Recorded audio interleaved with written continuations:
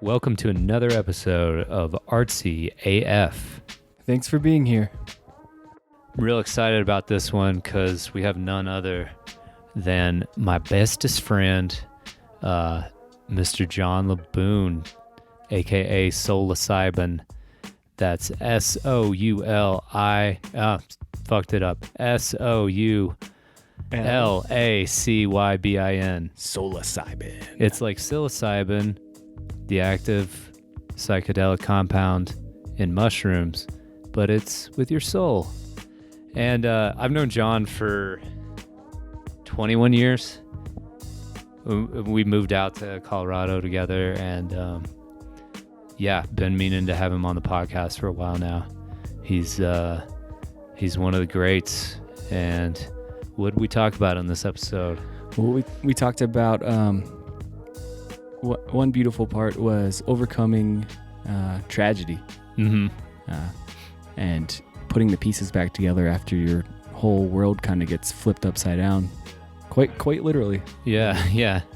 Maybe reprioritizing life around not just creativity, but your relationships and letting people know how much you mean to them. Mm-hmm. And this man means a lot to me, and I hope you guys will enjoy it. We talk about Hog Bros a little bit. It's a little inside baseball, but I've just always wanted to use the term inside baseball.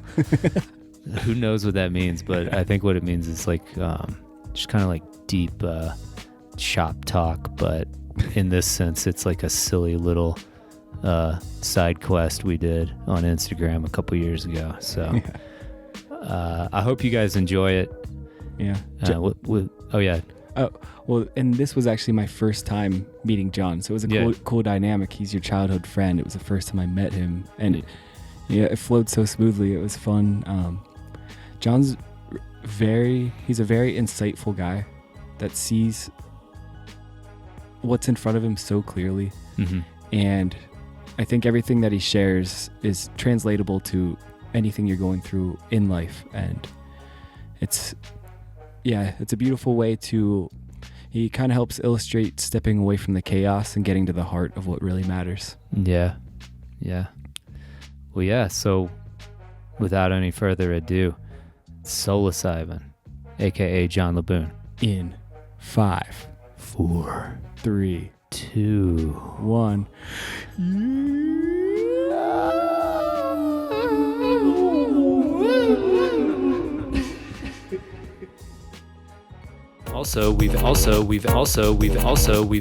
We've added a way that you can support the podcast. If you go to the show description on iTunes or Spotify, at the end of the description, there'll be a link that will take you to a website where you can make a monthly donation if you're feeling it. Or you can go to artsyafpodcast.com, and there's a support the podcast link on the homepage. It helps us out tremendously, and we're trying to expand, so we thank you guys for all your support.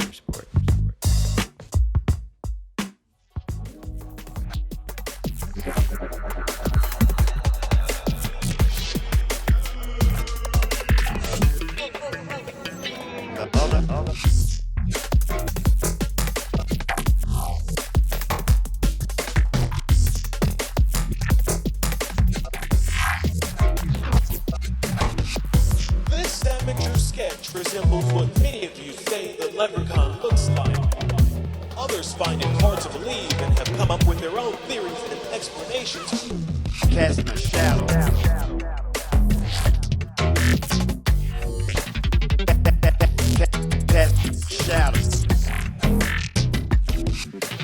Casting a shadow.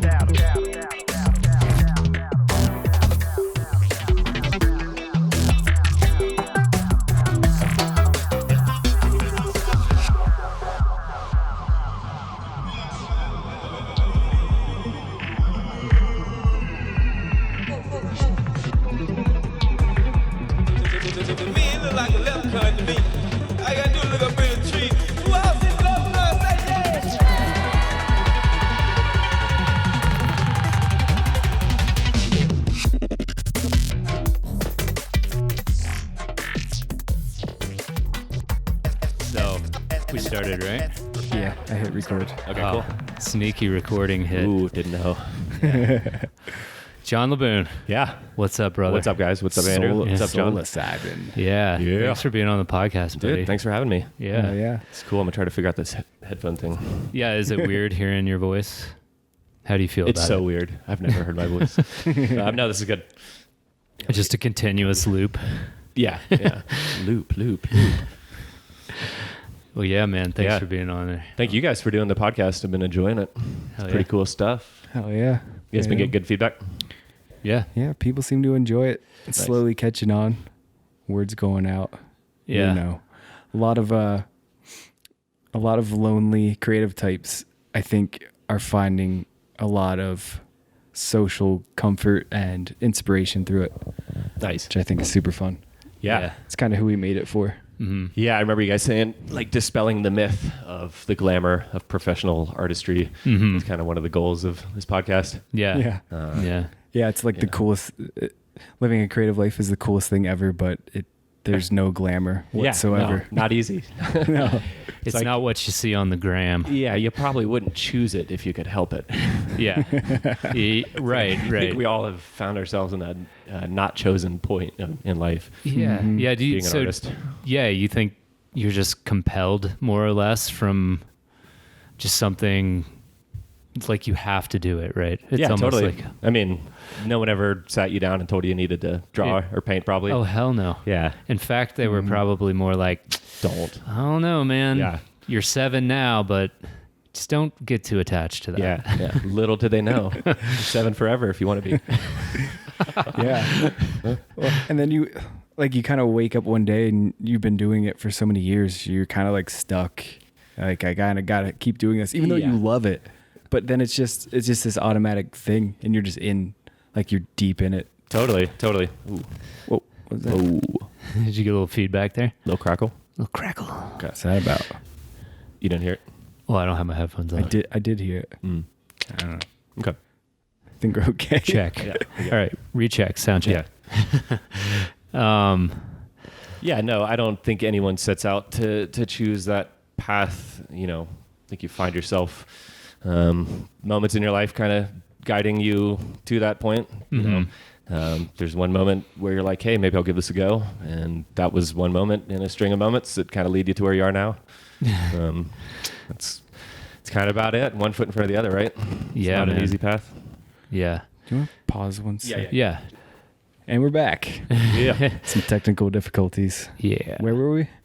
We were talking about maybe not so much choosing art, but just being compelled by some sort of force inside, or some sort of just maybe it's even just like extra energy that you have, Yeah. something like that. You know, but it gets momentum. You know, it definitely gains momentum. The more you do it, the more you give your time and energy to this practice, it becomes this thing that, you know, you can't walk away from it. Yeah. Like I'm coming from a point where I've taken a step back from my art in a professional sense. And sometimes you have to do that in life. Yeah. And it's not an easy thing. But you always still have that art there, and you can always come back to it, which is really cool. Yeah. And sometimes you got to take breaks from things to find out, rediscover why you love doing something, and Totally. reinvigorate yourself with, purpose to keep moving forward. How in a practical sense are you pulling back, or how have you? Yeah, so we'll kind of dive into this a little personal story. So like a little over a year ago, last summer, I was in a car accident. So somebody T-boned me, flipped my car. It skidded for like 50 feet. I had to flipped back upright. I had to climb out the window. Pretty harrowing shit. Damn. I always wear my seatbelt, which is good. So wear your seatbelts out there. Don't die. So that happened. Subsequent fallout was like having a concussion, dealing with just the depression and just lack of focus. I mean, I found myself, I couldn't write music. I couldn't hear anything inside my head. Like you guys might imagine pictures, you might have a sense of a painting, you've done it enough, you've created things, you kind of have an image in your head, what that, your maybe archetypal creations. So like in my head, if I'm like, what's my music sound like? I can hear beats and I can hear grooves and things that are very characteristic to what I do. in that period, I couldn't hear anything. I was like lost, you know. I was like, wasn't sleeping due to the concussion. Can't really sleep super great.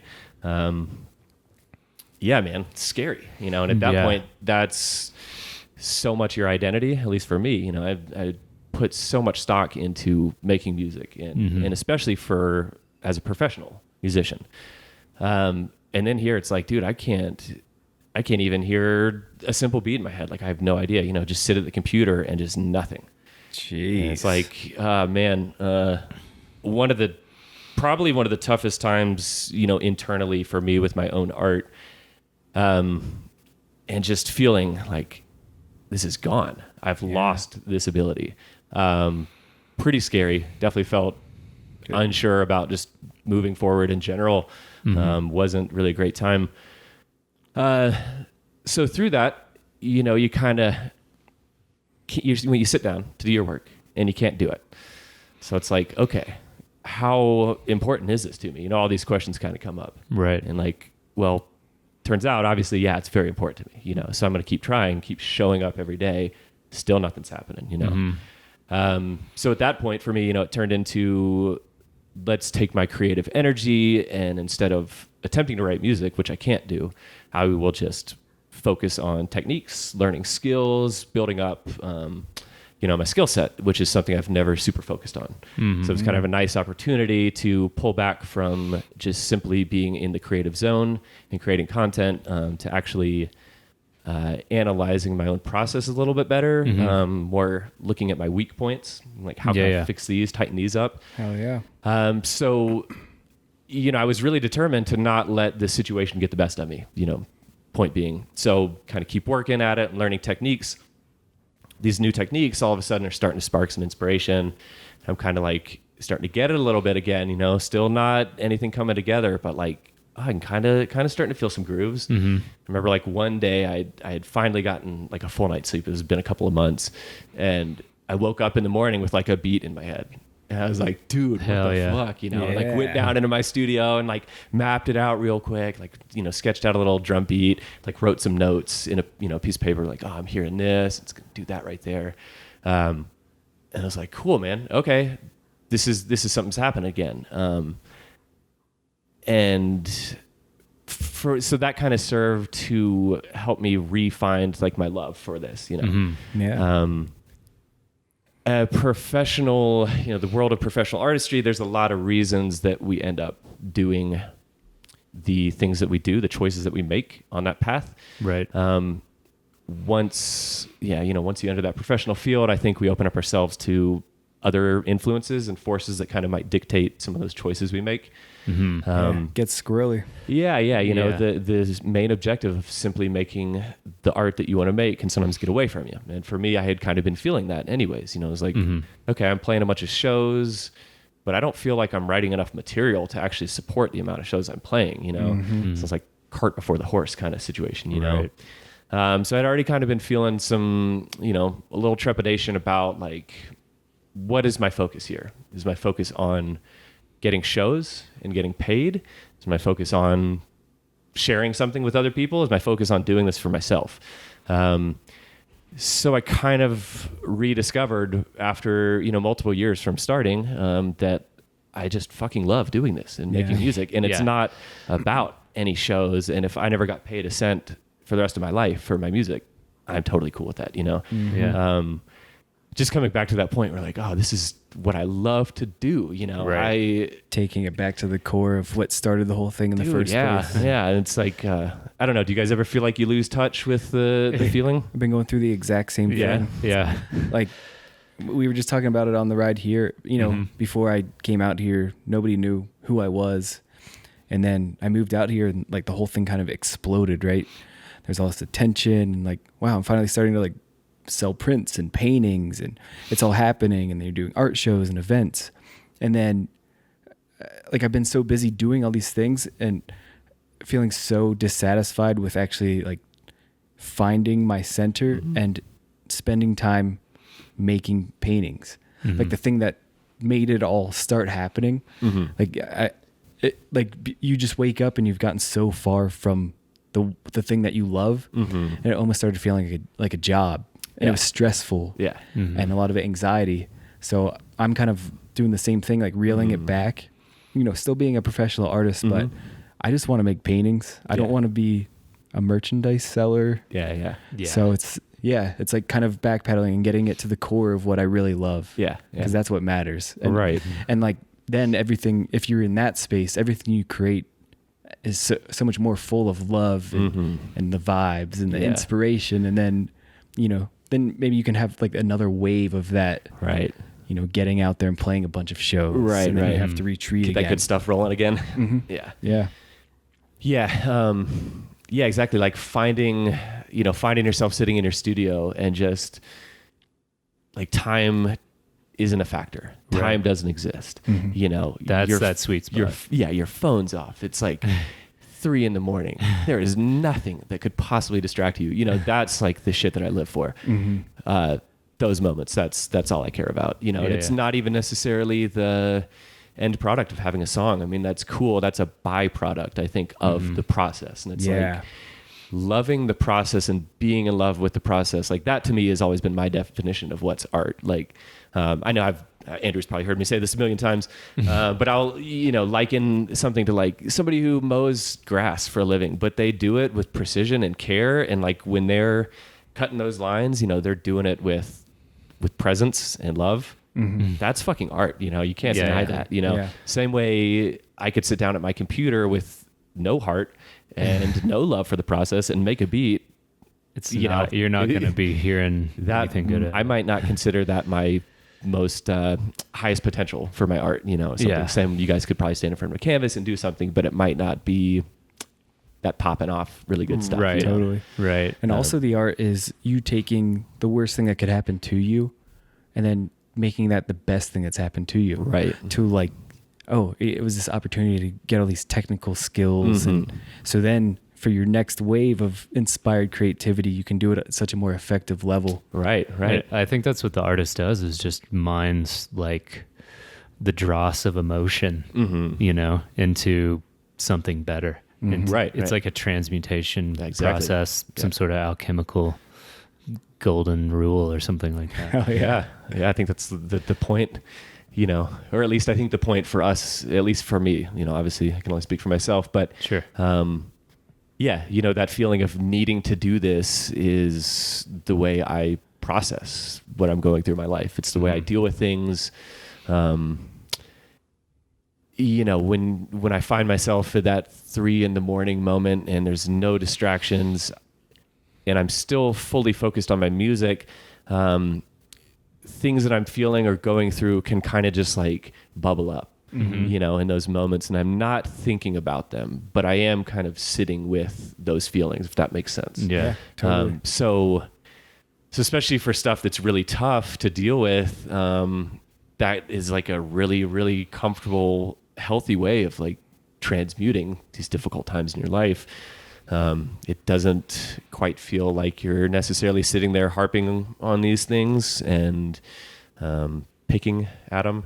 Yeah, it's like you're doing something proactive about it. In a roundabout way where it's not destructive to you and you're not hyper focused on whatever problem or situation you're going through, but you're actively like letting these emotions and thoughts rise within you, but still focused on the whole process of bringing, making something out of nothing. Yeah, totally. And I think when I find myself in those moments and I'm sitting with my emotions and I'm also sitting with a clear vision on my work and I'm mindful and aware of all the sounds and all the layers and I understand where they all are, and I'm super present with that sometimes is the best space for me, that just I can deal with things. And inevitably, those feelings that I am processing end up in the music, of course, in these non-literal ways. Obviously, for weird, glitchy, psychedelic music, not a lot is very literal. So it's really interpretive, which it's is all abstract. It is super abstract, man. So that's part of the fun too. That's what you're doing as an artist, is you're converting your pain into creativity.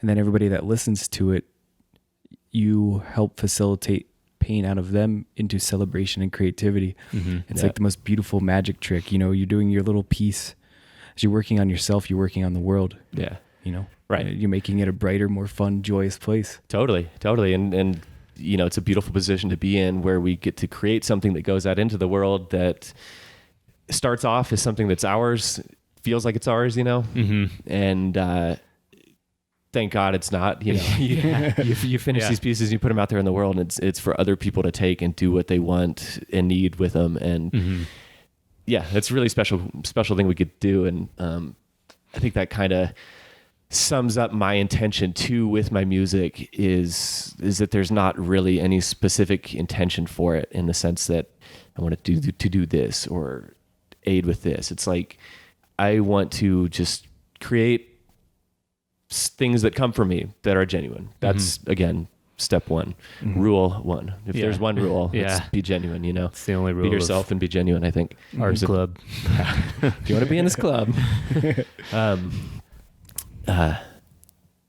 What was I saying? You were talking about there's not necessarily an intention to do some. Yeah. So, I just want to create content that is open for people to take and receive as needed. Like when I'm playing a show, when you start off and you see people leaving the room when you're playing, instantly, it's like, oh, this is a personal thing. It's a personal slight against me and my music. Yeah. But then, taking a step back and you realize that it's not about you at all. Yeah. Maybe that's rule 2. I don't know. Maybe we just don't have rules. Yeah, no rules. That's the only rule. No rules. No rules. But yeah, sometimes like we need to go outside and have a moment to ourselves. Yeah. Sometimes you need to go support your friend outside. Sometimes go look at the stars. You know what I mean? Like, there's a million reasons for people to do everything. So I hope that whatever I create can assist and accompany people in any moment that they might find themselves, and it may be useful. Yeah, like what if there's this beauty? What if those people were like your music pushed them outside, but they like needed to look at the stars? Exactly. And that's what they actually needed. Yeah. And I've gotten that. Like I honestly now have experienced that, I think, enough to where when I see that happening, I do kind of know. Like, I've played so many shows where there's like, you're scanning people. You're like, I like when I'm playing, I definitely like to try to check out the crowd and like be engaging, be present.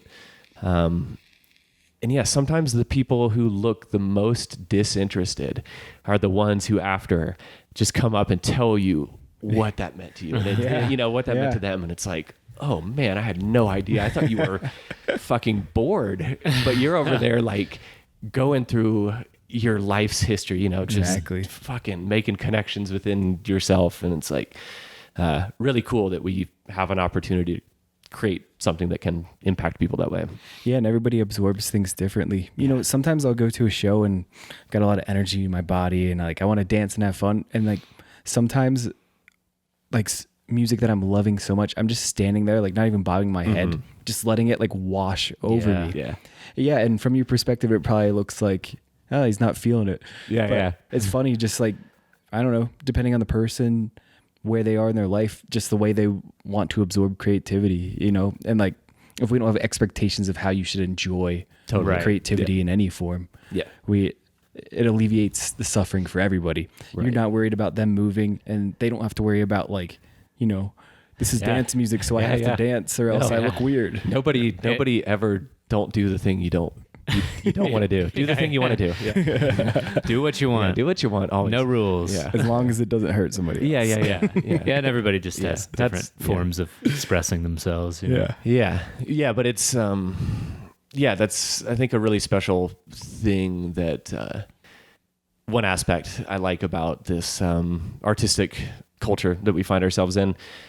Just a pretty open and accepting, any way you want to express yourself, is pretty widely accepted, which is great. Do you think that's from? I don't want to cast our community too much in this light, but maybe do you think that's from getting our expressions kind of like tisked at when we were younger or something like that? Might be like a reactionary kind of. Yeah. And to where you're like, well, but this is just how I do, and maybe you're ostracized or a bit of an outcast for the way that you just express yourself. But I think that having that experience allows you to allow space for other people to express themselves however they please. Totally. And I think that, in the face of adversity, humans find ways to overcome, especially if it's this thing that inherently is inside of you that you have to do. No amount of teachers or parents or anybody telling you can't do it's going to stop you. If anything, it's going to serve to strengthen your motivation, I think, Yeah.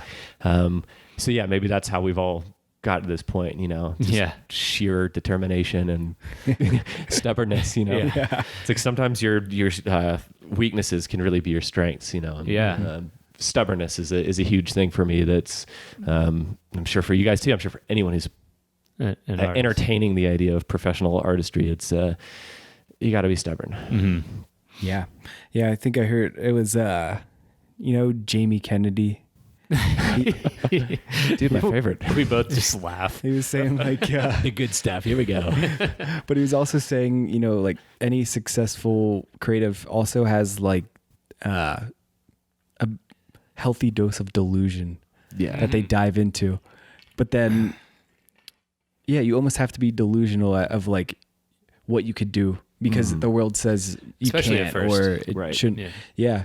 But then over time, I think that delusion actually disappears and it becomes real. Sort of the opposite. It's like you're so invested in this quote unquote delusion that you put so much focus and hours into it that it's just like, oh, well, I'm getting a lot of feedback from my X amount of followers or whatever that say that, this is really great. And in the beginning you're like, this is really great. And then you look back 7 years later on like your first stuff and you're like, there's something there, but not really sure if it was what it was. Can we delete this from the internet? Yeah, totally. And I think that we all probably just go through phases of that, and in my own path, it's definitely been phases of like, in the beginning, it's nothing but feel. I first of all, as a producer, I will admit I'm pretty technically ignorant. I don't know a lot of technical stuff. I try my best. My go-to is actually Quali. I just text him when I have questions. He's my Google for music questions. But you do know that the sawtooth wave is not called the triangles, right? Yeah, no, the triangles, man. Okay. Yeah. That's what I called it on on the Quali podcast. I was like, the triangles. Yeah. It's like, no. The uneven triangles. Okay. Yeah. Right. Because and then back up. Sawtooth's a good one. Like my first thing of music that I put out was just like, I wish I could delete it from the internet, but you can't do that. And maybe some people. No, people love it. That's the thing too. You gotta own that shit. Yeah, there's a couple of things that I feel like this is bringing up the fact that we don't own the things that we create, and our perspectives on our own art is so fucking different than the way the world perceives it. Totally. But like in the beginning, you start, it's all feel, at least for me, all feel. I understood music theory enough to put some stuff together. I had played guitar and drums growing up, so I understand, I can just put music together. But if ask me about any technical point, anything at that point, I couldn't answer anything. Had some people reach out. I actually had, it was like Kauya Scintilla and Kaminanda at the time, who I was super into. And both of them reached out on Facebook and were kind of like, hey man, we hear your, your novice sounds. And were super kind to support and encourage me, first of all. This is like the thing about good feedback. Bolster, and build people up. Yeah. Even if what they're doing is probably a piece of shit, which is, I still have not made anything that's not a piece of shit, so I don't know what it's like. But whatever. But there's probably always, you can't say always, that's absolute, but people have little nuggets of the good stuff up in there when you're starting. And I think that's kind of, as the artist, what you follow. You see that that's working, you see that people respond to that. Cool, we're going to go with this. this is coming naturally. So in the case of those two producers, they reached out and they were like, hey, we're hearing like cool melodies and we're hearing, and then like, and here's all this other stuff that you should probably work on. Right. Yeah. Like, Yeah. Oh, by the way, thanks. Yeah. Cool. And, and that, like I was fucking over the moon, just so stoked about that. It's Right. like, Right. Oh man. So people who I respect as musicians are taking time to respond to me, and giving feedback, which helped out a great deal, So, anyone out there who ever gets the opportunity to, critique people's art, like that's a really cool thing. And it's a fun way to, you just support somebody. And like when we encourage people and let them feel supported, people can surprise you and really do some crazy, amazing stuff. Yeah. Sometimes it's easy to forget how much it could mean just to give somebody some props. That's figuring out. And you see these little nuggets of like, man, you got it. I see it in there. Yeah. You're going to figure it out. Yeah. Just keep going. Give it a little encouragement. Yeah. And you don't need to like, blow hot air, but Right. It's nice work. Keep going. Yeah. Hell yeah. But what were we talking about too? That, how people's perspectives or vision of your own art can be so different than what you feel. Mm-hmm. For me, I always feel like the tunes that I write that are the ones I'm most stoked on aren't the ones that people are stoked on. The story of I think every creative person, it's like whatever you dig the most, people be like, oh yeah, that's pretty cool. And then something that you think is shit is so embraced. I think Allison Gray said, you're just creating, and sometimes something you create isn't for you, but it's for somebody and they love it. Right. And it's, you're just kind of this open conduit to creativity. Sometimes things fall out of you that like change people's lives and you are just not that into. Yeah. And the good news about, you maybe having like a favorite, a painting or something, and then everyone else kind of like not really into it. You get to hold on to your favorite painting. there you go. Forever. Now at a discount. It's on sale, 50% off. I mean, anybody want it? Who wants it? Craigslist free. No. Be funding your funeral right before it happens with your last painting sale. I need the coffin, guys. It's like it's gonna be a burlap sack. We're tailgating on our own casket. It's like we got to get in this box. So you guys both grew up together, right? That's true. Yeah. So we've known each other since we were like 11. Sixth grade, baby. Fall of Kentucky. 1996, Kentucky. Yeah, Kentucky. Lexington, Kentucky. Yeah. Right on. Yeah. So Andrew and I must have had a couple of classes to start off with, because my first interaction that I have memory of with him is, how when you're 11, like you're having just really good ideas and you only the greatest good ideas, ones, especially us boys, maybe. I don't know. Yeah. So anyways, I remember we're walking down the stairs to leaving school for a day, and Andrew's like right in front of me. And I think I had seen some 8th grade kid do this because, I was, again, great ideas. I knew one when I saw it.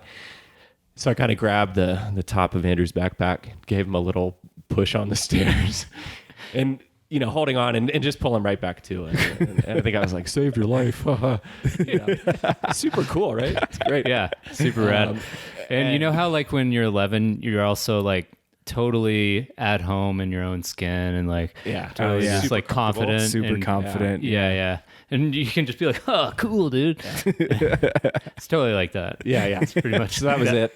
At first I was like, oh, what the fuck? And then I was like, well, I guess I got a new friend. Yeah. Well, he didn't push me all the way. Then we high-fived and jumped in a convertible and sped off. Yeah. The rest is history. That's right. Yeah. Did you guys start making like music and art or music together? Eventually. Yeah. When I met John, he was already playing music, I'm pretty sure. Like you were in the band, right? Yeah.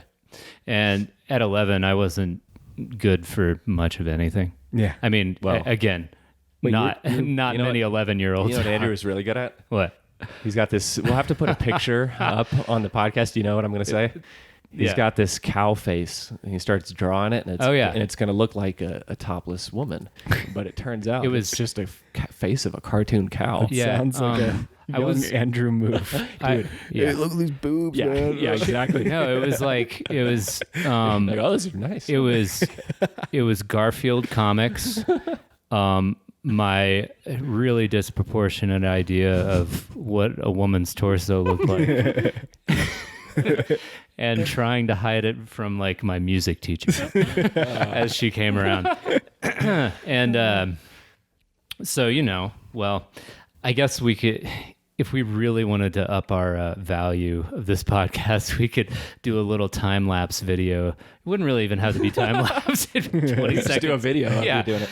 And see this. Basically, you make the woman's mammary glands turn into the cow's eyes, but they look like Garfield character eyes. And you put a little half line in between them, and then so it was just a really great, really good times. Really good times. You got to put the image up so that people can know. Yeah, it's good. I'll do it. If you like Andrew's work now, you'll love my You're gonna naked lady turning into a cow. What if this was like a whole new avenue for your art career? You just started doing the dude, I peaked when I was 11. The boob cow paintings. This is all just a downhill. He's been coasting ever since then. Yeah, this is all fumes. Yeah, which is damn impressive. Good job. Yeah, too. Thank you. Wait, what was your? But so we played. Oh yeah. I was playing bands in high school. Shortly after high school. At some point, Andrew and I started playing in a band together. I'd been playing guitar in a band and kind of switched over to drums at that point. And so I was drumming and Andrew was playing guitar. And we had our other super good buddy, Duke, playing bass, who's also another good homie of ours from Kentucky who lives in Colorado too, which is cool. Out. What up, Duke? What up, you and your new baby? Yeah. So we played in a band for a bunch of years. And after that, I played in a different group and Andrew would come on the road with us. Run lights. Yeah, you'd run lights. Ostensibly. We called him Randall Scruff. That was his tour name. Which is kind of Randall. Yeah. It's like because it's like random. It's like, this guy's not really in the band, but he was behind the light board pressing buttons. We're not really sure if he was doing anything.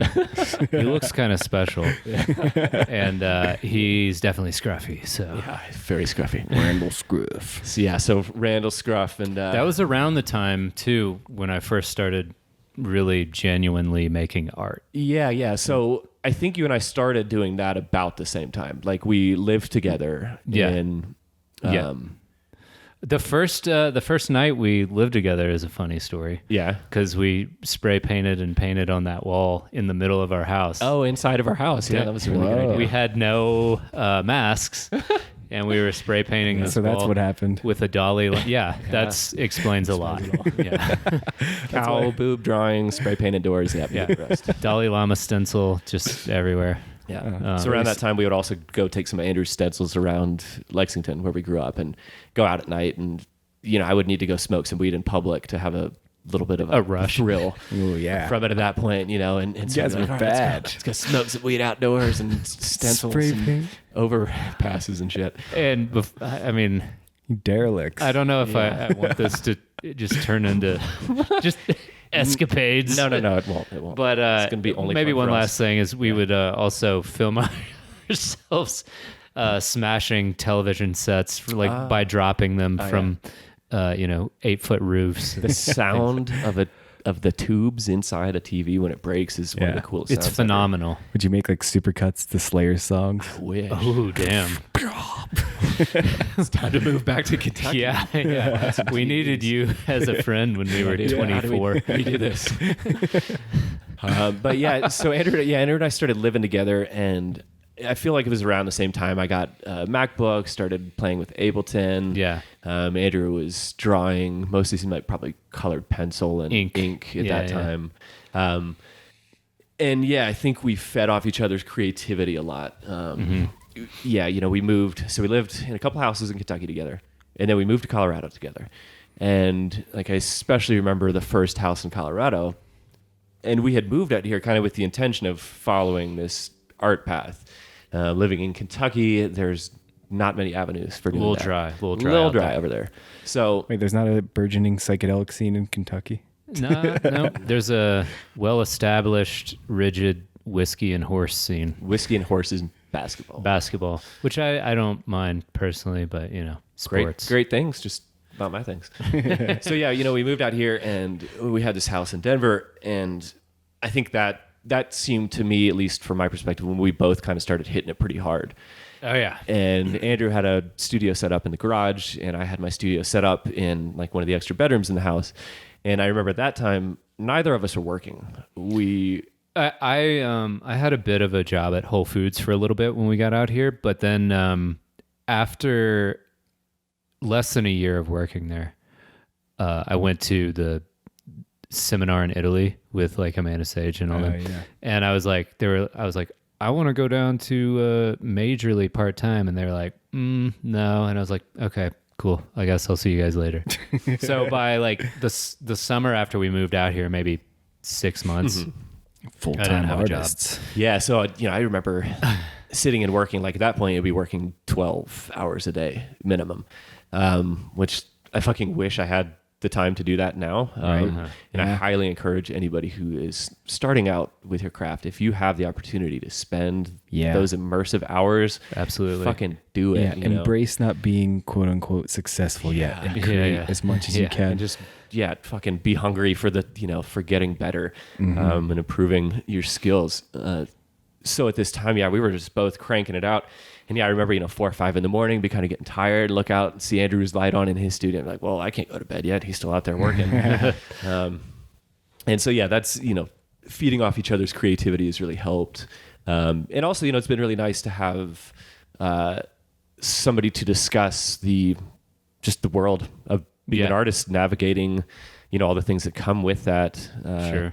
And I think for us having especially different mediums too, it's kind of been nice where we can see the similarities. We can't really get into shop talk since we're not same language. Right. Mm-hmm. So we're just kind of mostly always end up talking about more conceptual ideas of, being an artist and being a person and living in the world, so what is consciousness?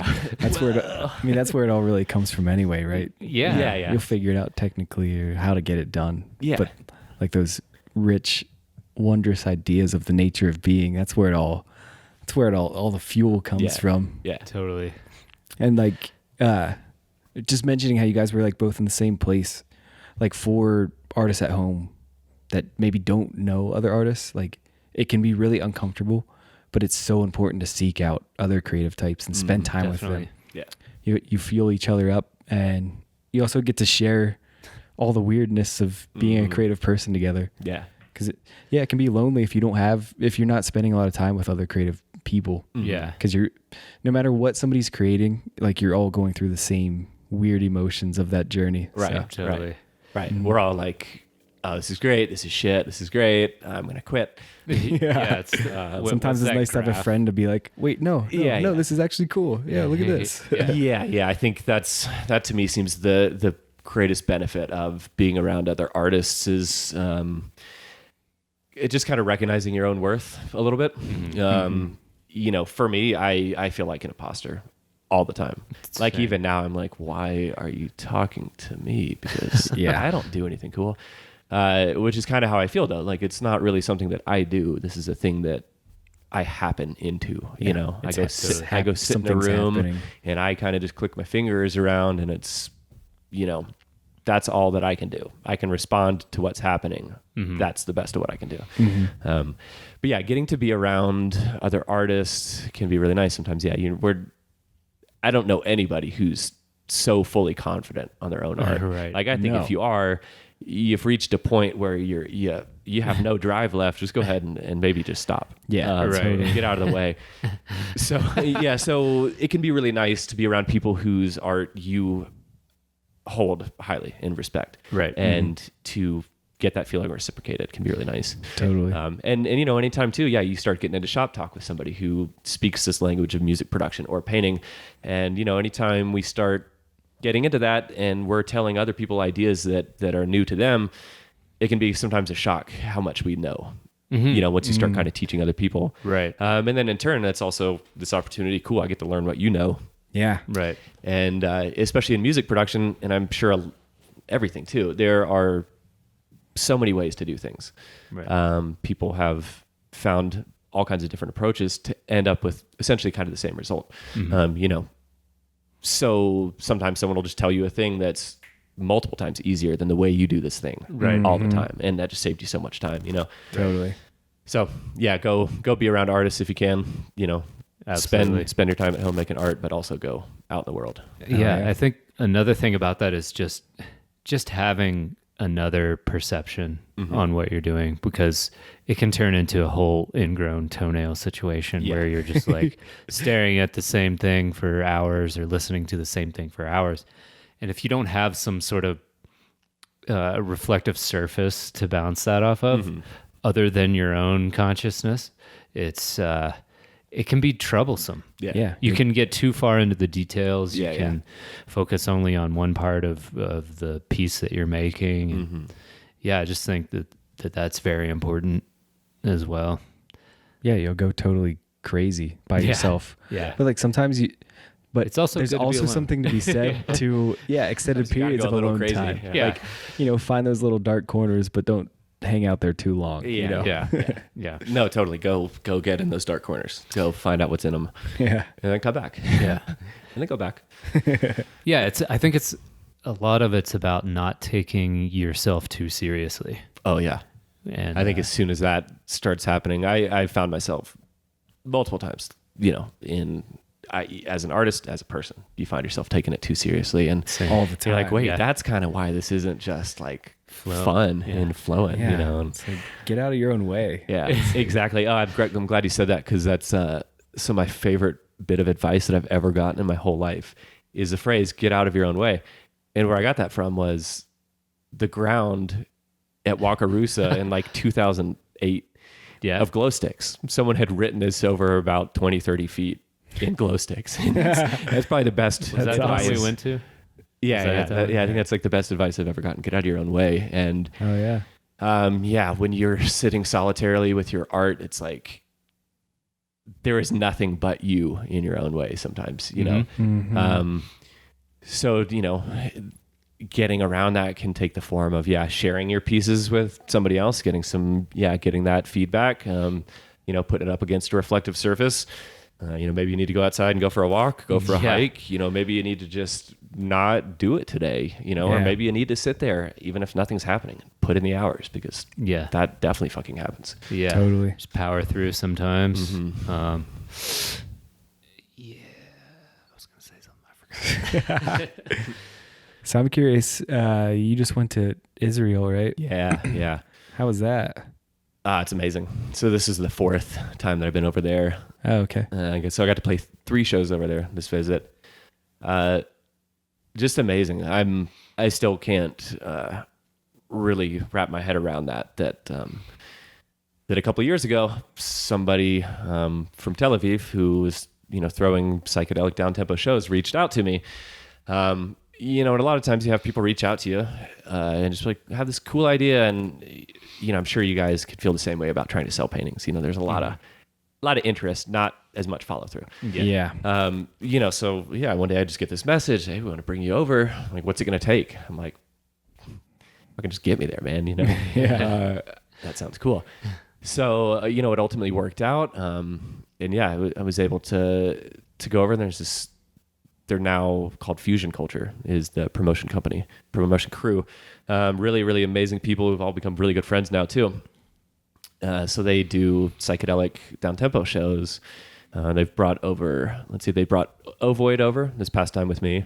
They've brought Bogtrotter, Sixes, Soma Toast. So Nice. Supercilious, they're the S's.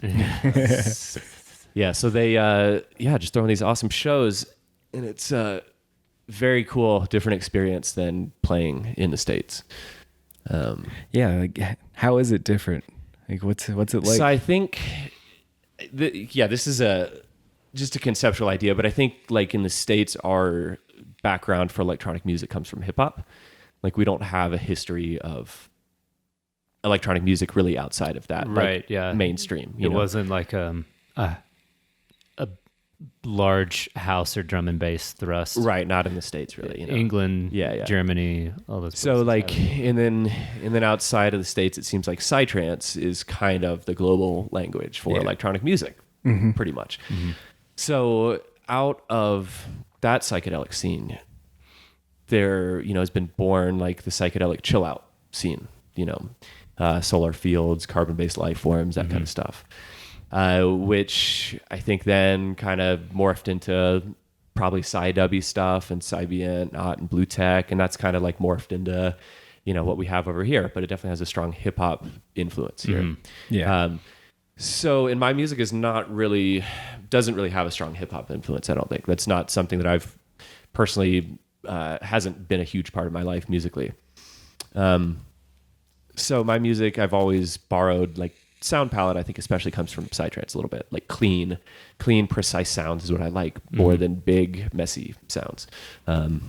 Even though I'm changing my mind on that, I'm starting to make some messy sounds.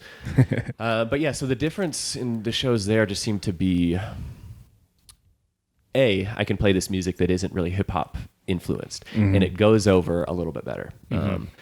They're primed for it. Yeah, they seem primed for it. And just the fucking zest and lust for life that is part of that culture, that I think we're trying to, to start. That's why we're, I think, doing this thing that we do with passion and putting our heart into the things that we do, because we're hungry for these experiences too. And it's like a small country, and there's all this tension, and there are these forces at play there that the people don't really have any connection to. Like, talking to people in Tel Aviv and Israel, they're just like, what the fuck? All we want to do is just live and let other people live and have a good time. And it's pretty straightforward. So I think possibly out of that, there's like the, maybe this greater need to kind of like make the most of each moment. Yeah. Something that seems a little more, if bombs are kind of happening around where you live, that's going to make you think differently about what choices you're going to make and what you're going to choose to do with your time, and how invested are you going to be in the things that you choose to do. Are you going to do the things that you kind of want to do? Nah, you're probably going to do the shit you really want to do. Right. Yeah. So like playing those shows and just seeing the tenacity, like people getting the fuck down, It's like, dude, you're going to break your neck. Like, Jesus Christ. So it's really fun. Different experience for sure. It reminds me of smaller scenes in the States. Like when you go, because there's something to, you go play in the Bay or even in like Denver and stuff. There's something to the saturation that we have, where we have so much incredible art to consume. Which is great. It's just incredible. It's incredible. We are a little spoiled, I think. Little spoiled. And, so sometimes you go somewhere and play a show that's not one of these hubs, and people are like hungry for that experience. They get like an act a month or every other month that they want to go see, that they can help them like feel those feelings that they're wanting to feel. So yeah, like it reminds me of that. Sometimes you go play and you're be like, random place, this seems like a little place, like, I don't know how the show's going to go.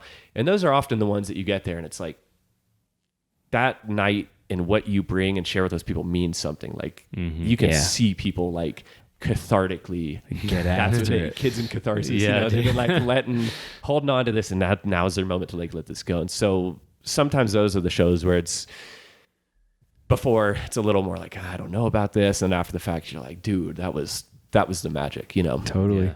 Yeah. Like it's kind of a small scene. Like I used to live in Pittsburgh around this theater called Rex Theater. Oh yeah. And dude, people would just go off at those shows. Like it was so much fun, so much energy, dancing. It was such a celebration. And then I don't know, you come out here and shows, they're kind of just like, people are bobbing their head, people are like dancing, but yeah, it must be that oversaturation thing here a little bit. A little bit. Because there's like everybody comes here. I mean, there's 20 shows every night. Right. Sure. Whereas there was like this one banger act. Right. Yeah. You was coming to waiting town for that. You and circle you it on your fucking- calendar. And you Yeah. fucking Yeah, get yeah. your tickets ahead of time and wait. Yeah. I mean, I also think another, aspect about like a show here, you play at the Black Box in Denver, and like half the room is fucking sick producers. You know what I mean? Like, Yeah. So you got to like keep that in mind too. So people are, going to experience that differently. Yeah. You know? Like when I go see music, I mean, sometimes it's purely for enjoyment, but even at that point, I'm still like taking notes. You know what I mean? I can't not study it. Yeah. So, yeah, you look at it and it's like, okay, well, cool. They're bobbing their heads, but like maybe, the result of that is that all these people are maybe fucking inspired and they're going to go up their art. Totally. And so, Just a different energy. yeah, so it's like here, I don't know. It's like this is like the foundry. It's like happening here. It's being poured and forged here. And then we kind of all go out and So it can, like, spread it around. disperse. Yeah, exactly. And then those seeds get planted other places, and then now there's scenes popping up in least expected areas of the country. Totally. So yeah, on the other hand, we have that where it's like we have this crazy network of people to be inspired by. Yeah.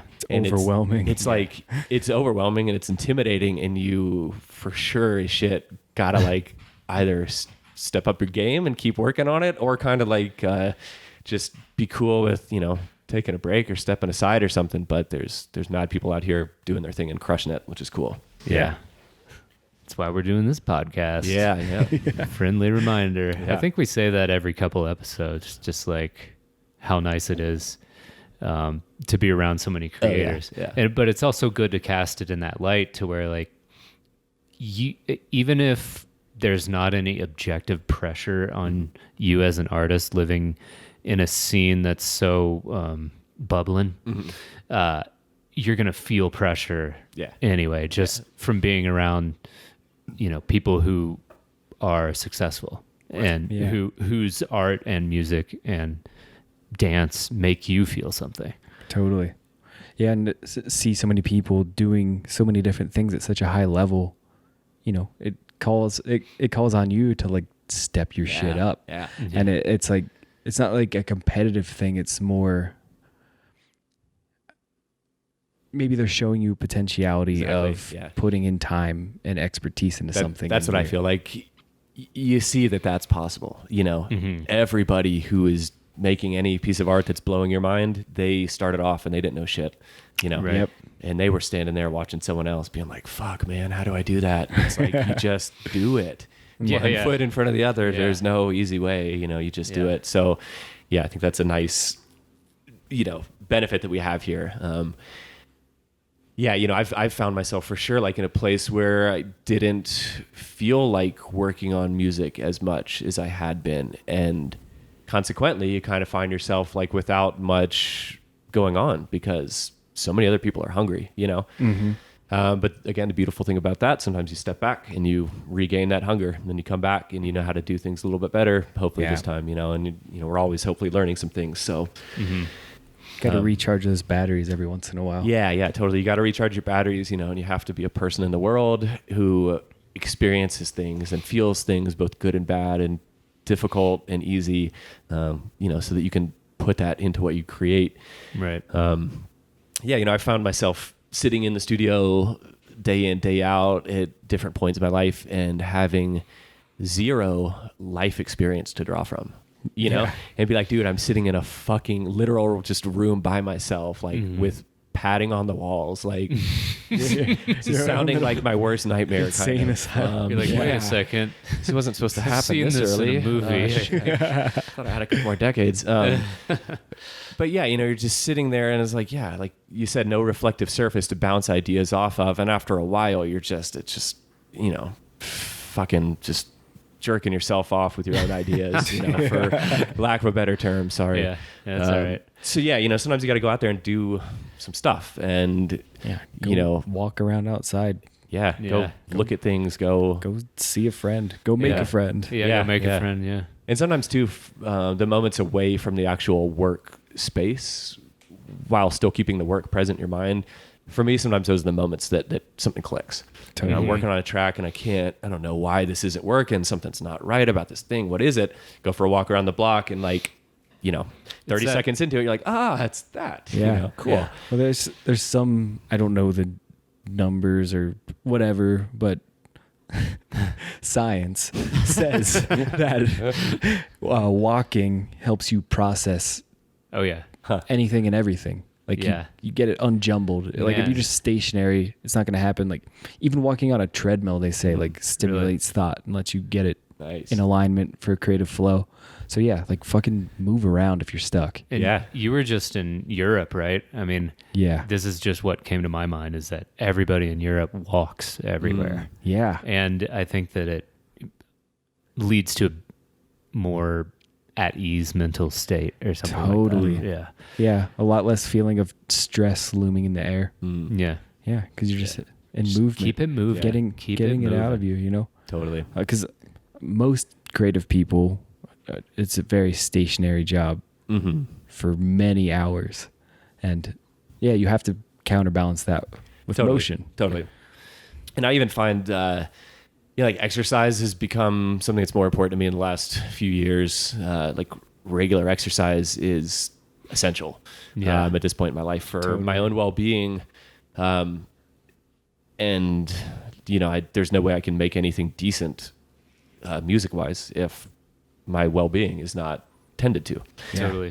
So I think that's a really important aspect that we kind of figure out how to harness and deal with and interface with as artists. How to your body is a temple and you honor it. You want to be able to age well and create art until the day you die and maintain a healthy body. And exercise is great for your brain. Right. So it functions, or else, if you don't exercise and move, you're going to end up like hobbled over and like with not well functioning brain. Right. Yeah. Especially all of us sitting at the chairs or standing at the easels for hours and, weird positions. Just the release, the, dopamine of exercise. It's like, it's great. All of these things I think are worth considering when approaching your art, what we're eating, the exercise we're doing, all this kind of stuff, whatever you're doing in your life is that's now you, and you're the one now,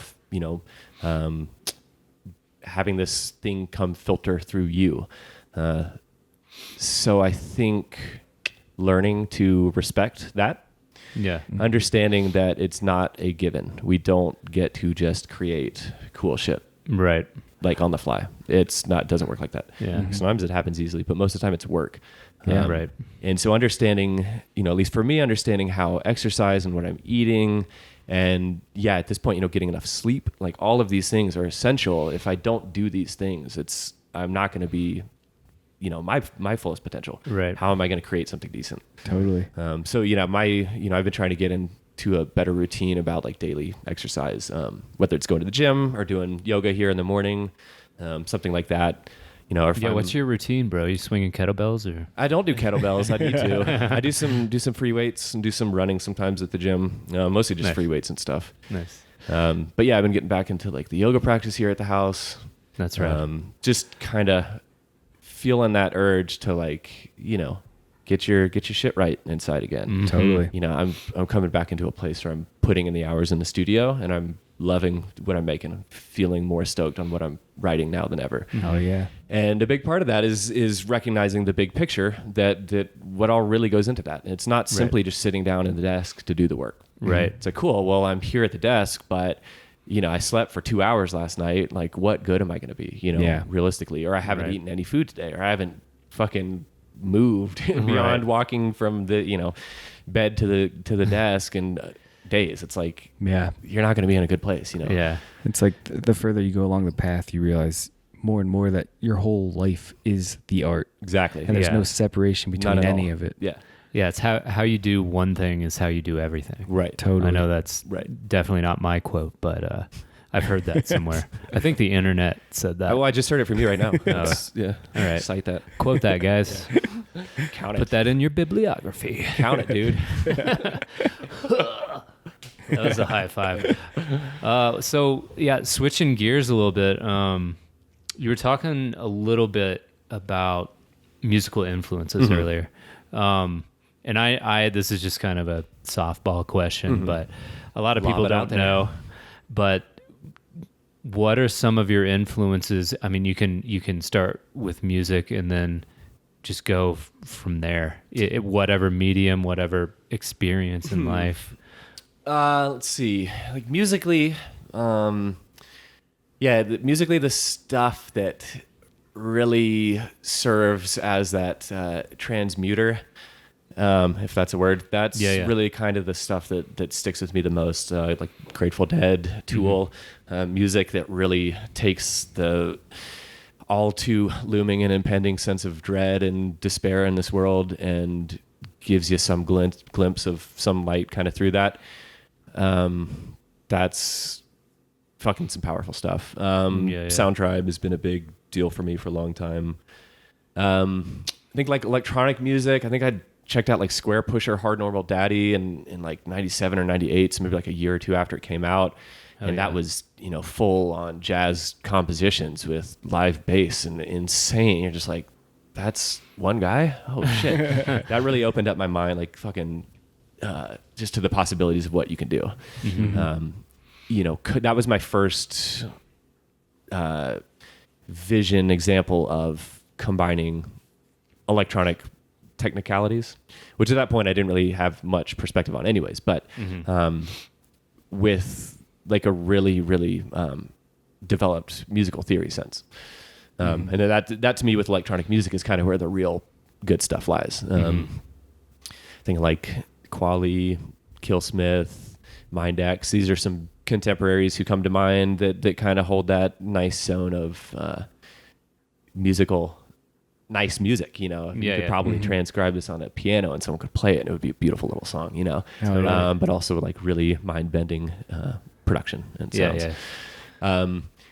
Let's see, other inspiration, getting outside, moving around, something about where water meets riverbanks or any sort of beach like that. I think I really like that zone. Hell yeah. I like stuff kind of the edges of things like that maybe. Obviously influenced by like psychedelic experiences. I think that. What's the time on that? 1 hour. So we went one whole hour without talking about psychedelics. Wow. That might be a new record. Broke the streak. No, dude. That was good. But yeah, for me, like, I think we create art that generally harmonizes with experiences we've had, kind of supports them or kind of offers a perpendicular kind of perspective to things that we've experienced. Yeah. Right. So everything that you can't separate any of the things that we experience as influential and non-influential. Yeah, it's all, like a transformational festival. You stub your toe, that's transformational. That changed my day, As soon as you put anything in that context, it's transformational. So, for me, I think as a younger one, the psychedelic experience is where you just get deep in there and it's getting hairy and it's getting weird and I gotta find your way out of this. It's like that, and it's like, oh, am I gonna make this? Just keep breathing. The only way out is through. Yeah, exactly. So that's like that to me feels like every song I write is just like this, clawing your way through the fire. I'm just like beating a dead horse of like, let's get it hairy and then let's find our way out. That's kind of like my go-to. I don't know how to really write music other than that. Like I can't really write things that don't get a little too intricate. I'm working on it, but so that I feel like is kind of not intentionally shaped a lot of the ways I kind of like view putting together this little experience that is a song. You go in, you start, and you have you're at the place where you are. You haven't ventured into that territory at all. Just you. Song starts, now you're going into this territory. Totally. Now it's you and this other thing, and it's your mind, and it's all your memories and fucking everything. And you're working your way through it, and then there you are at the end, and it happened, and you made it through the other side, and something, you're still breathing. You're now you on the other side. So I think, all my songs kind of model that. I like to build to a point of intensity, and then I kind of like to denouement, like ramp down from that, and, breathe those nice breaths of being like, yeah, I'm not just a bunch of atoms floating around. I guess, I am, but I guess I do kind of have this body like, oh yeah, take a deep breath. Glad to be alive. Like, like I want at the end of my song, like that kind of feeling is like, maybe like, we made it. Yeah, we made it. Oh, that was a little like kind of got too much almost, but it's okay. See what you can stand. And yeah. You think it's a reflection of just how you approach life in general too? I think so. Yeah. I think I probably make things harder on myself than I need to. Yeah. And generally, which is, currently like working on just reducing layers of what I'm working on when I'm writing. And I think that's a reflection of my life too, for sure. And, talking about like coming back to a point of respecting and honoring yourself a little bit more, taking care of yourself a little bit better. That in turn like takes care of your art a little bit better. Oh yeah. I asked people on Instagram if they had any questions for you. One person named Molly Gardner. Nice. Wanted to know. Shout out to Molly Gardner. Molly. It's the homegirl. If I like her new hat. Nope. She wants to know when the Hog Bros are coming back. So Aaron, Quali, and Andrew and I have a little motorbike motor gang. We're a bike club. Where can they find the Hog Bros? Hog_bros on Instagram. Or out on the open road. Yeah. Probably best place to find us. Out on the intrastate highways of the great American West. You guys have to bring it back. Like every few days I'll look it up and just die laughing. It's so good. Well, yeah, we had a good run, It was so we had a good social media run. I mean, we basically made a fake bike club. And it was all centered around Aaron's cherry red Vespa. That the joke is like we don't really get it's not a real hog, but we still we don't talk, we talk the talk and we walk the walk, but our hogs that's and we all share it too. We share it. We all three get on there together. Yeah. And then there's like one picture of you just you found like a random like little dirt bike and you just like Connection Festival. Yeah. You just go around the world like look at this hog. Yeah. That's a great example of not taking yourself too seriously. Yeah, totally. I think it all sprung out of John and Aaron and I were spending a lot of time together at work, and we're very good at entertaining ourselves around a trim table and in a weed garden. And one day at lunch, I just was riding Aaron's hog around. That does not sound good. We're keeping it. We got to keep it. Anyway. That's riding the hog. And sorry, Sophia. You know how that goes. And I just made some silly ass Instagram post being like, check out the new hog, haters, or some shit like that. Anyway, cool story, right? Yeah, CSB. All right. Cool story, bro. Maybe a Hog Bros podcast is coming soon. Yeah. Definitely, I think I think we'd all have to be in character too the whole time. Be a video cast. One of our main political thrusts was and still is actually Mr. Jeb Bush. So if you guys could just, he's really still the only presidential candidate. He's the only true one. Yeah. So if you guys wouldn't mind just voting Jeb, just write in Jeb. They'll know who you're talking about. He makes great guac. 2020. Yeah. So don't know how we're gonna dig ourselves out of this hole, but what is? I mean, you might have already like touched on it, but straight up, what's your favorite part about being a musician? Definitely the possible impact of what you create could have in the world. I've gotten, I think somebody in Israel gave birth to one of my songs. I'm not sure which one. Or to like an album or something like that. I don't Wow. know. Somebody emerged out of the vagina portal from infinity Man. with your beats blasting. Soundtrack is Soulacybin. Good luck, buddy. Sorry. That's amazing. Yeah, so, and like that's one of the nice things about social media is that people are accessible and you can get a hold of people who are creating this content that means something to us. And I think that's a really fun thing to do. Like it's neat. Sometimes you reach out to people who, we respect, who are bigger, established, successful people. And sometimes they respond to your shit. And it's just like a cool way to connect with people, a cool way to level and realize that we're just all kind of people on the same path, or on different paths, same path.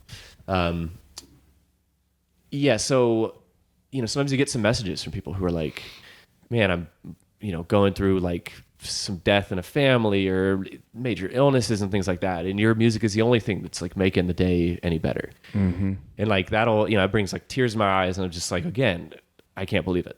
Like, really? Did you mean to send this message to somebody else? Because I don't think that that's anything I made could have done that. But again, that's the thing. I didn't make it. I'm just kind of part of the equation. Totally. So, yeah, getting to share the thing, getting the feedback. And so for me as a musician, the most immediate feedback is playing live shows, which is oftentimes, you're sharing music for the first time. I think a lot of producers, a lot of producer peers, we're kind of constantly writing music, ideally. And, live shows probably consist of a lot of unreleased stuff. People are really excited on this, new stuff we're working on. We want to share it.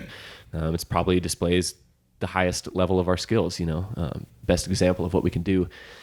So that can serve as that reflective surface, Yeah. And oftentimes that's like the best because you see it in one of the containers in which it will be shared and experienced. So seeing people's reaction in either, I just cleared the dance floor, like I should probably work on this track, or oh man, this is Some new shit. Everyone's like, into it, darn. like, and that feels good. And just seeing people's reactions. And again, you can, who doesn't love seeing someone else's genuine smile and someone genuinely enjoy themselves? Like that's one of the most beautiful parts about this, individual faceted thing we got going on here. Little bodies next to each other, watching each other doing things that make us happy. So that's really fun.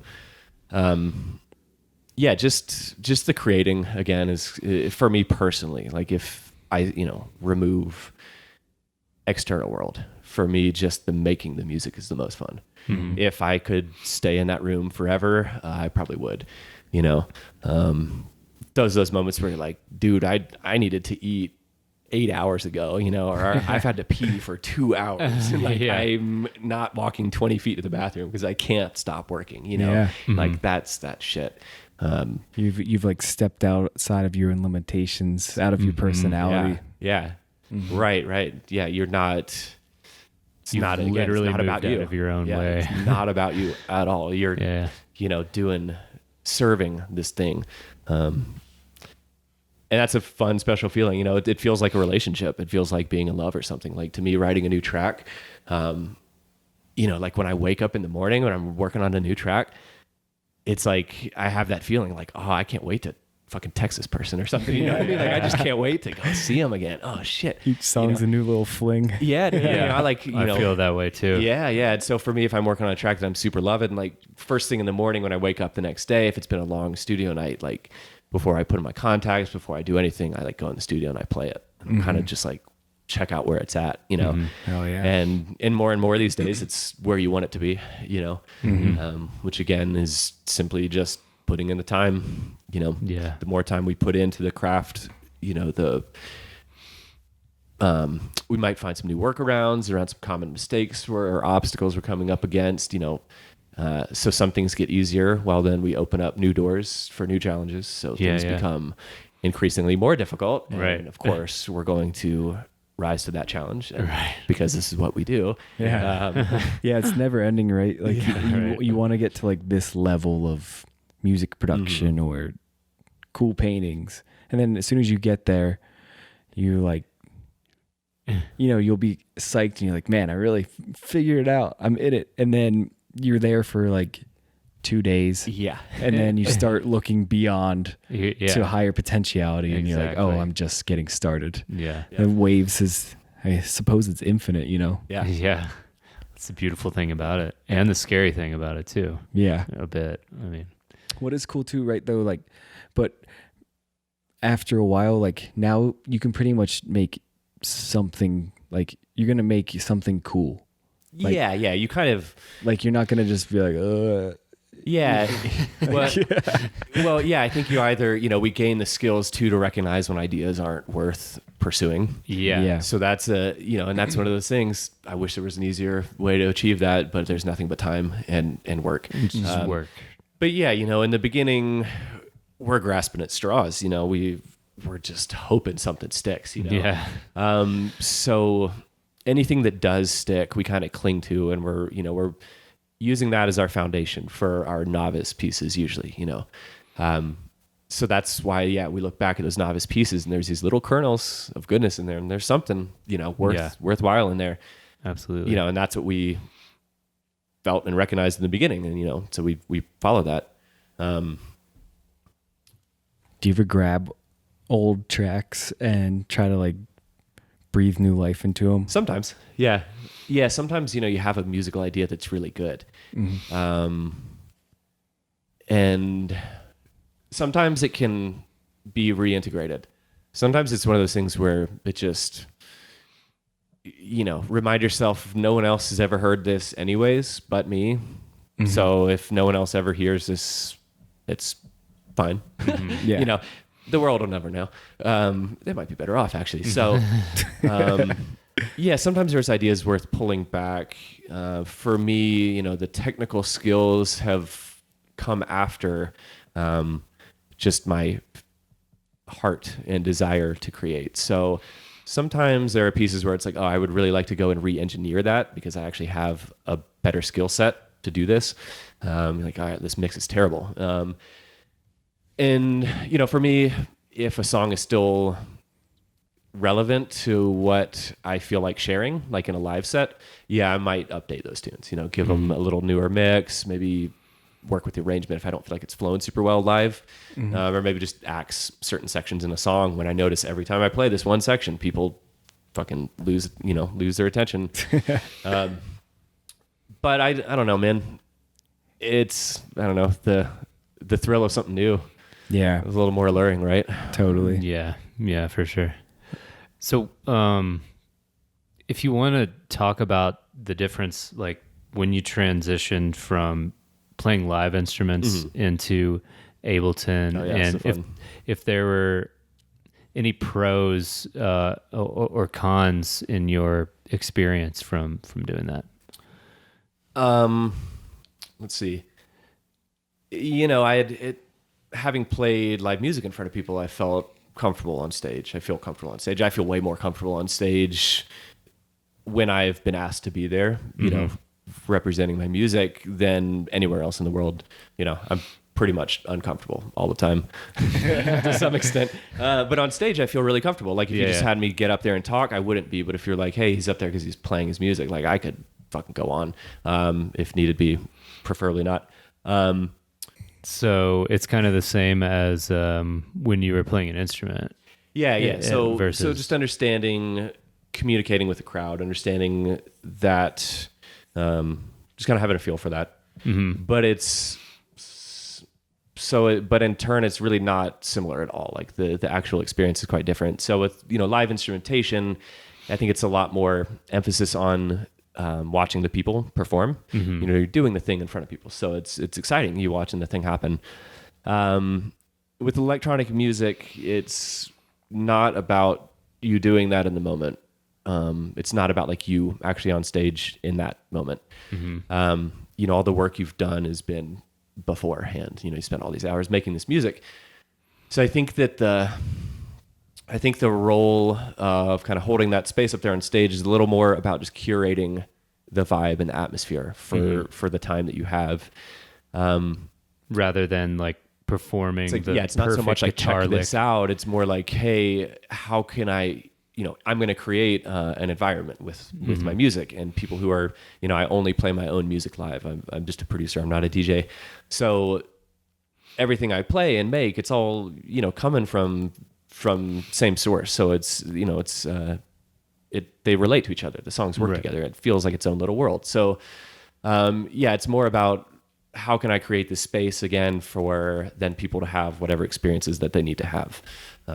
So it's way less, look at me doing this thing up here, and more or less about like, hey, you guys do your thing. Yeah. I think that's kind of like the way I feel about it a little more. Nice. And I notice with my music too, because it can be a little intricate, a little like hyperactive, that sometimes like when I can get on stage and kind of like get myself physically into a groove and start kind of moving, and like sometimes I'll see a little more response from people who like, okay, kind of get it. But I've always had really, really good response from people who are like flow artists and like full body dancers, and to me that's the highest of high compliments for music. It's like people who, I live to make this music, so there are also people who live to physically respond to music. Yeah. So if they're really getting off on what I'm making, like that to me is, it's a tip top kind of compliment right there. Oh yeah. Oh yeah. So yeah, you said, you're usually uncomfortable. Then when you get on stage, you feel great. Like, what is that experience like playing a show in front of a crowd? It's a pretty unique position to be in. Yeah. I think it's, I think for me, it's like this opportunity to get back into that space that I kind of felt when I'm making the music, that this isn't about me, and this isn't about like anything, you know what I mean? Like there is no intended purpose for this. It's for the experiencer to take and make it what they will. Yeah. That's that. It must be like, it must be interesting. I've never like played music for a crowd. I'm always the one looking up. Yeah. Like that must just, is it weird? Like looking at people dancing, like seeing weird faces.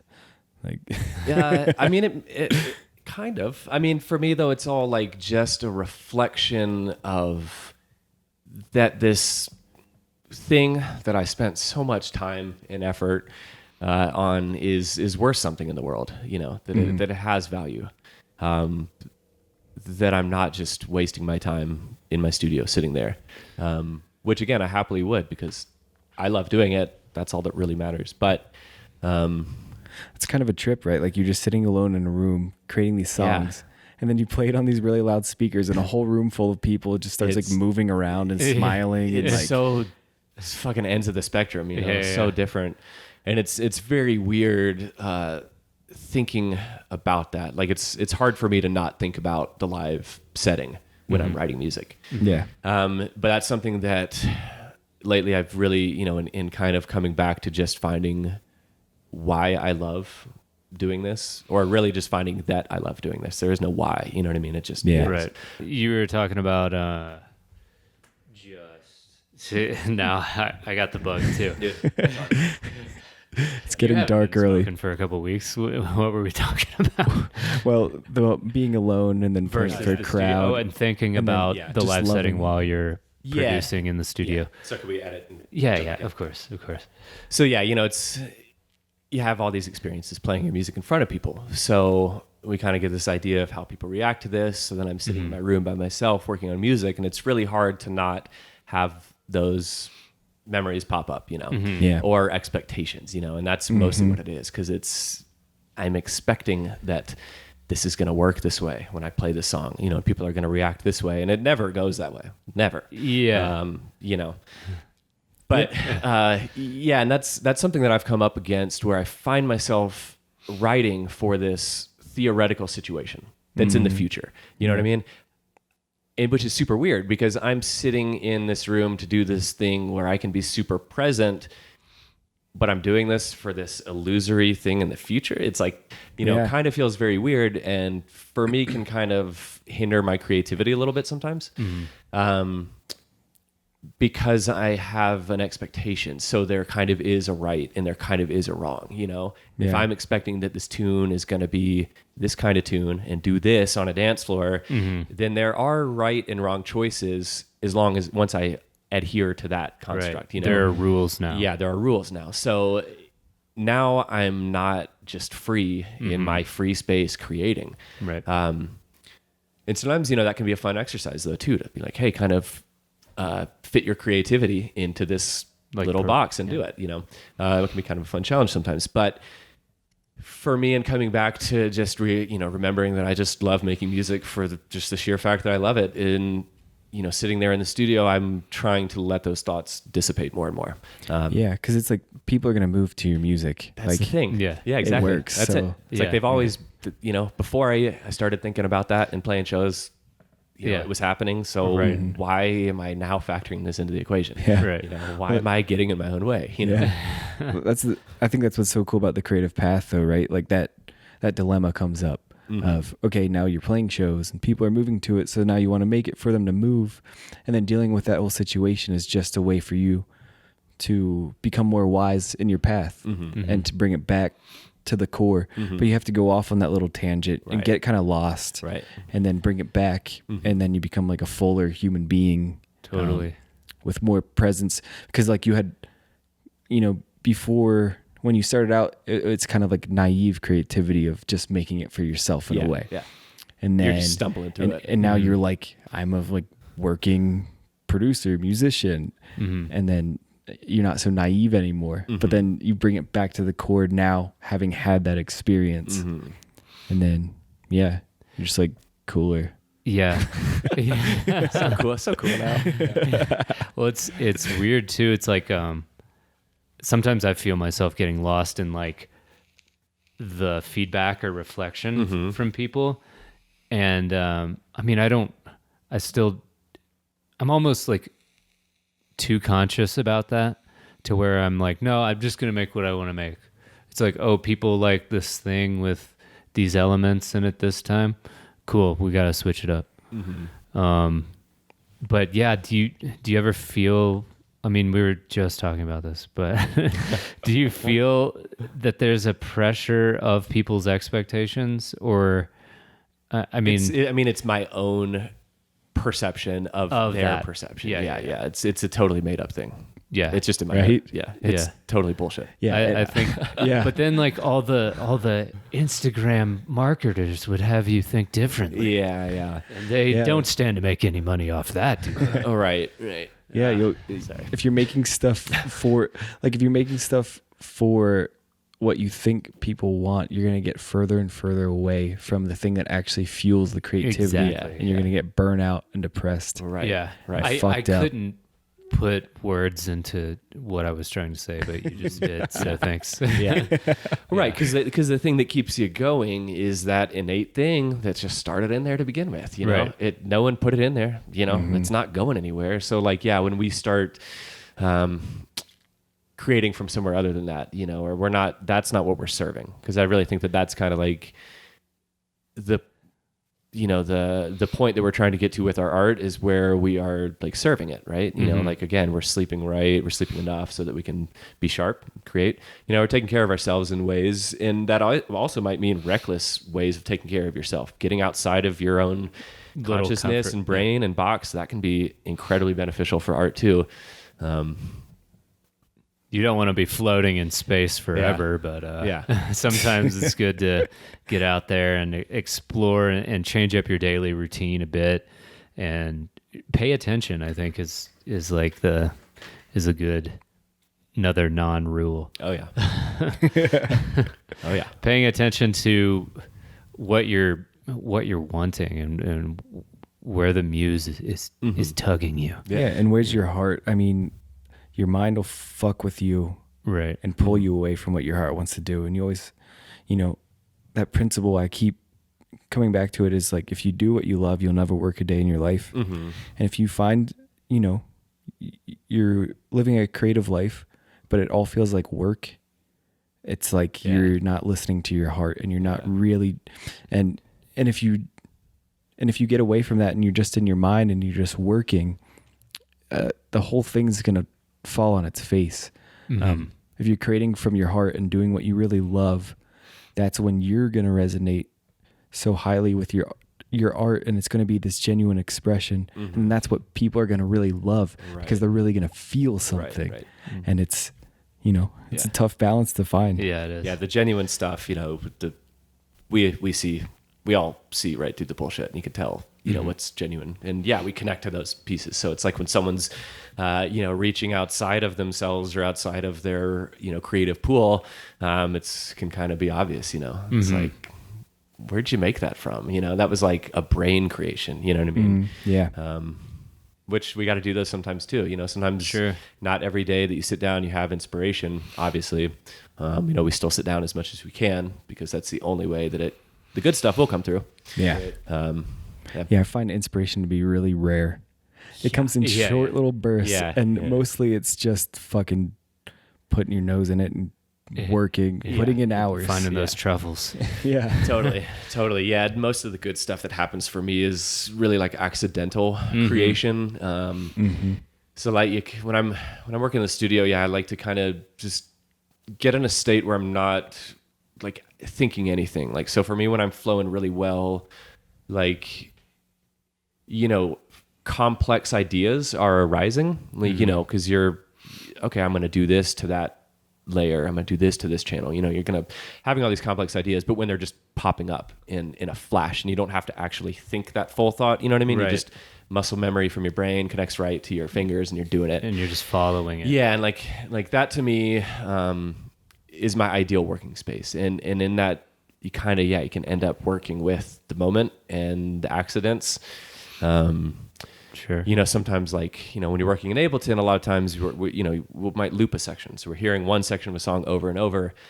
And, sometimes that loop marker where it was supposed to end might not be correct. So maybe it goes and plays something that you didn't expect to hear after that, after this one section that you've been looping. But it works, and your ears hear that, and you're like, oh shit, I'm gonna do that. But like you didn't do it, you just stumbled into it. You just noticed it. Yeah, you're like, that was cool. And I think that's like, again, paying attention. I think that's you don't. I'm sure you guys don't feel like you probably have complete control over a canvas. You probably do a thing, and you do a stroke, and you probably see how it sits, and you react to it, and you see how the whole painting reacts to it, and it's a symbiotic experience. It's like a conversation.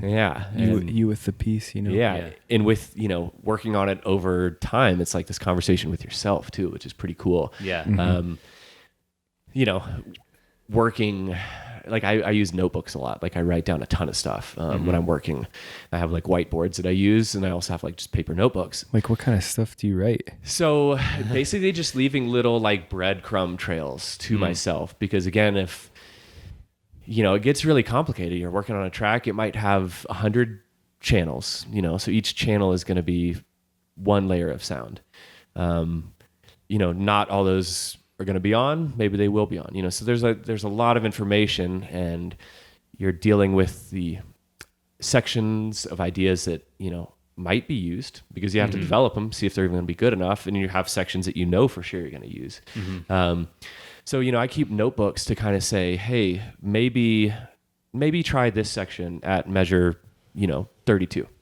Maybe try unmuting this voice and putting that right there, notes like that. So if I'm in the moment of doing a different process, I can make a note of it, come back to this, and I don't lose that train of thought.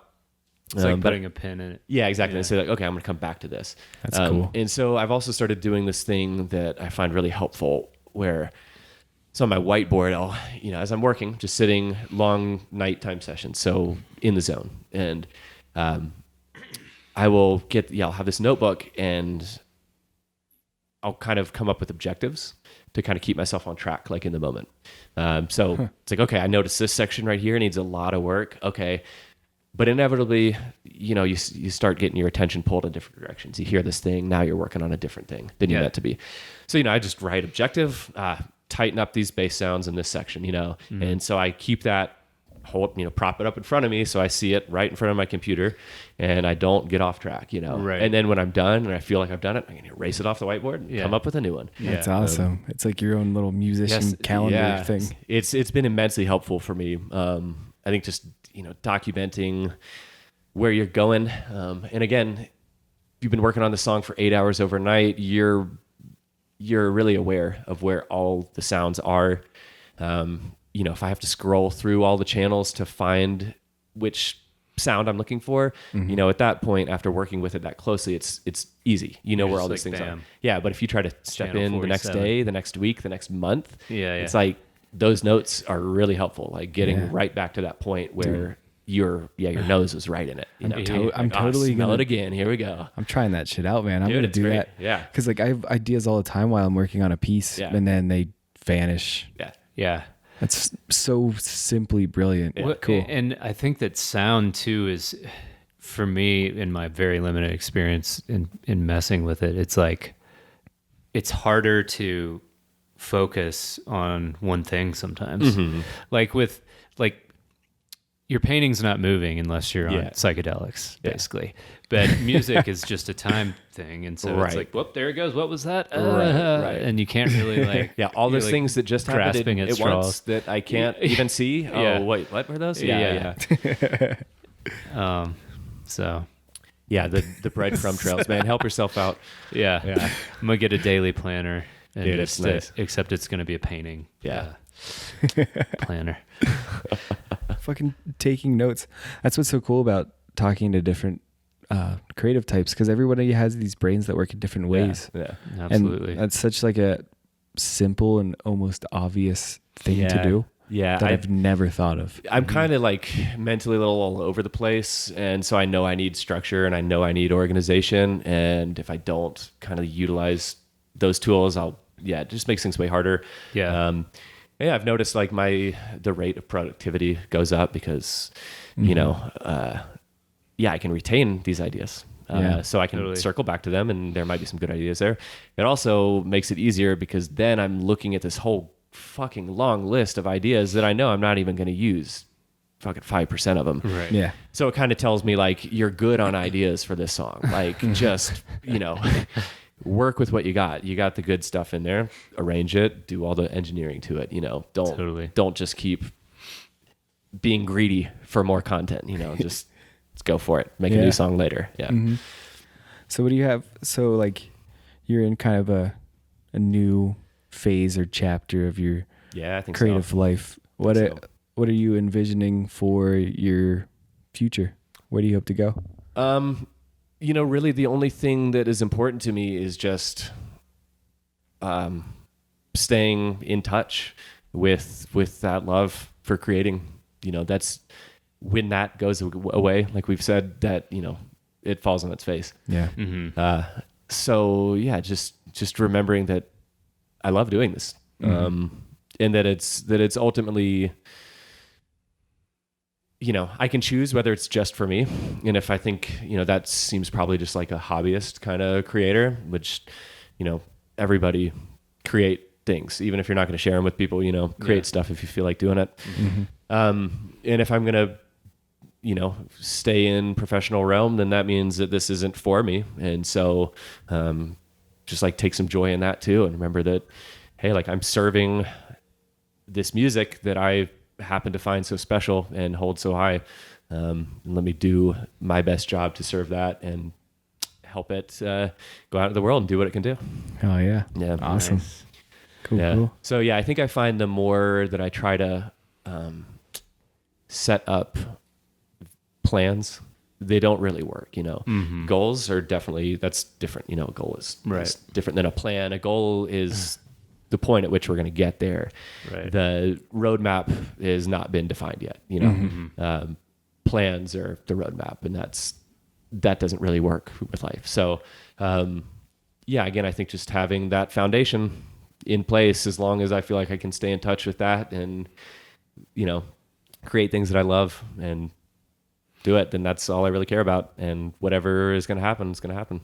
Hell yeah. It's a beautiful way to look at it, man. Yeah. And sometimes having to say no to opportunities to honor what you're really trying to focus on. Yeah.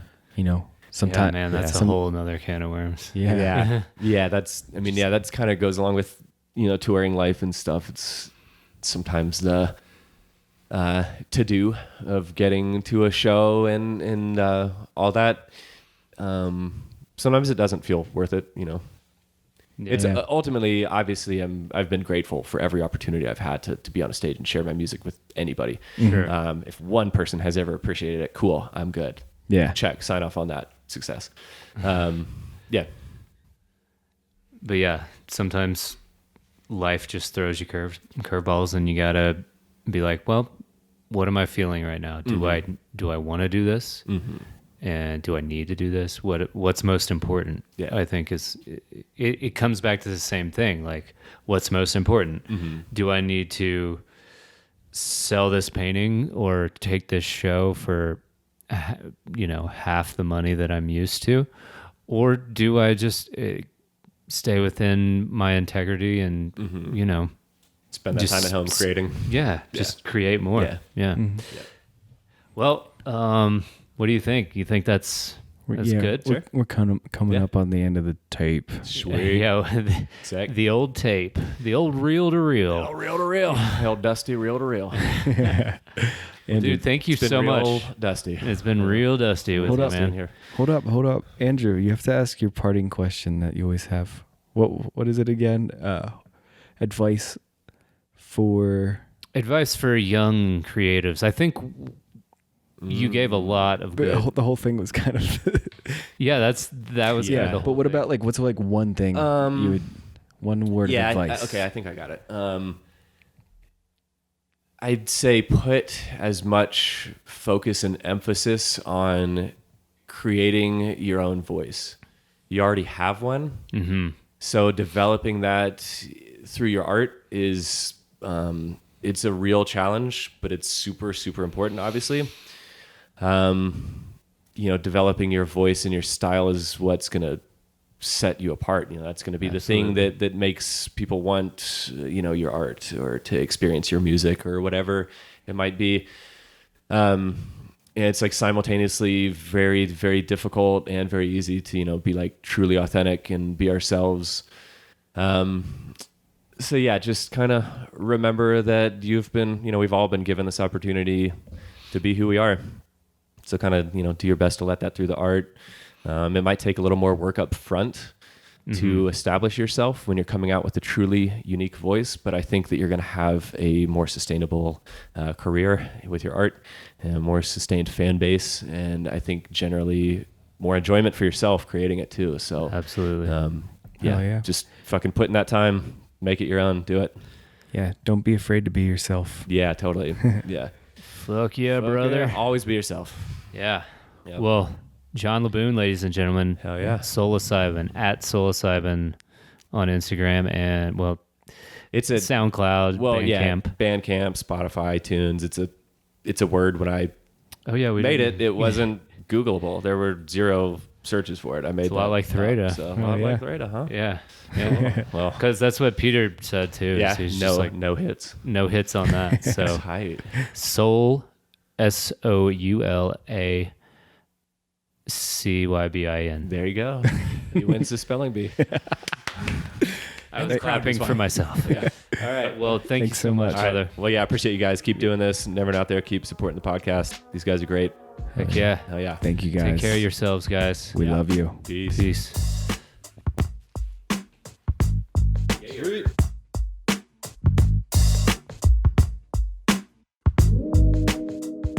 Thanks for listening to another episode of Artsy AF Podcast. For additional images and notes on this episode, you can check out our website, artsyafpodcast.com. And you can find me, Andrew Norris, at andrew.norris.arts on Instagram, and andrewnorrisarts.com is my website. I also have links on my website to episodes as well as all my best paintings. And you can find me, John Speaker. My website is johnspeaker.com. On Instagram, I'm at John Speaker, and on Facebook, John Speaker Art. And we want to give a special thanks to Blair Speaker, John's lovely wife and creative director of the podcast. She also updates the website and does all the podcast notes. So thank you, Blair. And we'd also like to thank Tyler Billman. He created the music for this podcast. You can find Tyler on SoundCloud and Instagram. His name is Get Billsman. That's GETBILLSMAN. Thanks again for listening. Peace. Thank you.